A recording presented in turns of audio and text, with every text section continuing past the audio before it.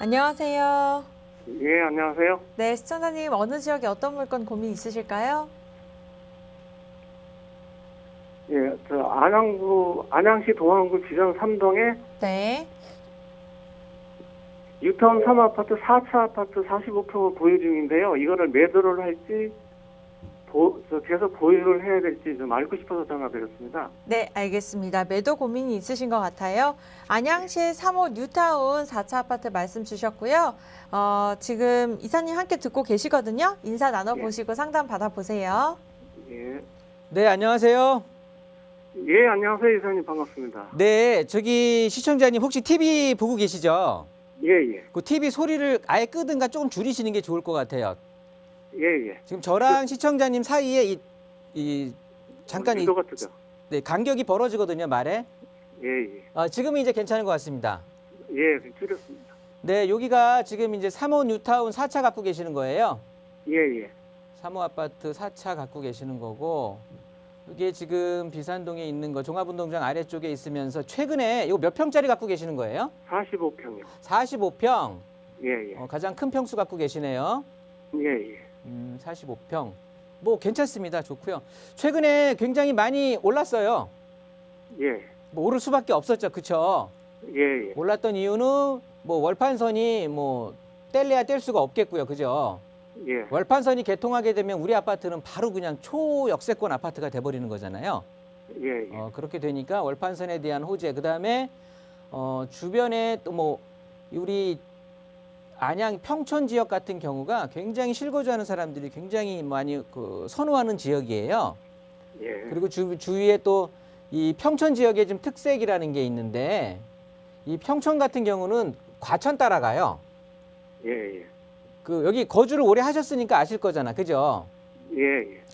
일단 평촌 지역의 특성을 좀 보려고 하면 우리 같은 경우는 일단은 과천 집의 영향을 굉장히 많이 받고 있고, 그런데 지금 과천이 또 재건축이다, 뭐 전체적으로 지식정보 타운이다 해서 개발에 또 붐이 불고 있잖아요.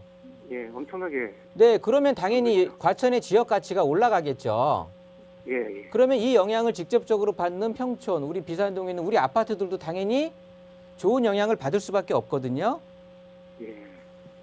그리고 예. 지금 현재의 교육 정책에 보면 학군에 대한 어떤 중요성이 굉장히 또 강해지고 있잖아요. 이 특목고라는 거 이런 거 말고 일반 고등학교로 해갖고 그냥 정규 교육으로 해서 우리 수능 위주로 해갖고 이제 학교를 보내는 그런 교육 정책을 하다 보니까 실제 우리 평촌에 있는 평촌 학원가는 사실 이 서울 전체 어떤 경기 남부 쪽의 전체를 좀 어떻게 보면 수도권에서 굉장히 중요한 이런 학군을 갖고 있는 거잖아요. 학원가가 또 형성이 돼 있고. 예. 그러다 보니까 이쪽에 대한 가치가 계속해서 사람들의 관심이 이제 그 돈으로 전환이 되는 거거든요. 그러니까 관심도가 높아지면서 가치도 계속해서 꾸준히 유지가 되는 거예요. 예. 일단 월판선 같은 경우 개통을 하게 된다라고 했을 때 우리 단순히 뭐 종합운동장 여기 생겨서 우리 아파트가 뭐 역세권이 된다. 이거는 사실 어느 정도 반영이 된 거예요. 예. 이 소식을 모르는 사람들은 없으니까. 그런데 그 예. 이후에 안양 자체에 어떻게 보면 학군에 대한 관심도, 그다음에 저쪽에 보시면 왼쪽으로 보면 이제 광명이 있어요. 광명 쪽에 보면 광명 테크노밸리라고 있는데요. 예. 그쪽에도 굉장히 많은 일자리가 창출이 될 거예요. 예. 그러면 일자리가 창출이 된다? 그러면 굉장히 많은 사람들이 근무를 할 건데 그 사람들도 자식 교육에 신경을 안 쓸 수가 없거든요. 그러면 그 주변에 광명 쪽이라든가 그 주변에 그 아파트 어떤 선택할 수 있는 지역도 있겠지만 이 평촌을 1순위로 일단 교육을 한다고 하면 생각을 할 거예요. 그럴 수밖에 없어요. 그렇다고 본다면 예. 우리 주택에 대한 가치는 지금 많이 올랐다고 판단을 하시겠지만 저는 앞으로도 추가적으로 좀 좋아질 것 같고, 그리고 무엇보다도 우리 아파트가 지금 1985년에 입주를 한 거잖아요. 듣고 계세요? 예, 예. 네, 그렇다고 보면 지금 시청자님이 꾸준히 갖고 있었던 이유는 월판선에 대한 호재라든가 그런 것도 있겠지만 재건축 기다리고 있던 거 아니세요? 예. 재건축도 기다리고 있었고, 그럼 아이들이 이제 네. 애들이 다 클 때까지 기다린 거죠. 아, 그러셨어요. 아, 일단은 교육 때문에 있으셨던 거고. 예, 예. 좋습니다. 그런데 1985년이고 우리 아파트 같은 경우는 예. 용적률이 170%대예요. 예, 예. 그러면 용적률도 비교적 괜찮은 용적률이고요. 여기에 세대당 대지 지분, 평균 대지 지분이 17평이 좀 넘거든요. 예, 예. 그럼 지분율도 좋은 거예요. 예. 즉 재건축에 대한 사업성은 어느 정도 있다라는 거예요. 단지 이 재건축이 얼마나 빨리 진행될까가 문제인데 지금 상황은 혹시 어떠세요? 좀 움직임 있습니까? 저 움직임이요? 저 재건축에 대해서 지금 추가 분담금 내고 40평대 준다 이렇게 됐거든요. 네. 그렇다고 본다면 예. 전체적으로 1억 5천 내고 40평. 네. 그러면 일- 이거를 여보세요? 예, 예. 네, 이거를 당연히 저는 추가 보유해야 된다고 하는 입장이에요. 추가 보유. 네, 왜냐하면 네. 이렇게 지금 대형 평수잖아요. 아까 45평이라고 하셨잖아요. 예, 예. 이 대형 평수들이 이제 각광을 받을 시기가 왔고요. 예. 이 대형 평수에 대해서 그리고 특히나 이렇게 뭐죠? 이렇게 학군이 좀 강점으로 부각되는 지역들 있죠. 예, 예. 이런 쪽들은 중대형이 인기일 수밖에 없어요.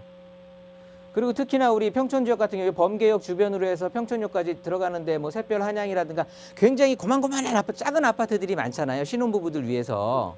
예, 예. 이 중대형 같은 경우는 이쪽에 이제 성경 아파트라든가 뭐 한쪽으로 좀 치우쳐져 있거든요. 그러니까 이 평촌이라는 데가 특이하게 대형 아파트들과 이 중간층보다는 작은 아파트 아니면 굉장히 중대형 아파트로 나뉘어져 있거든요.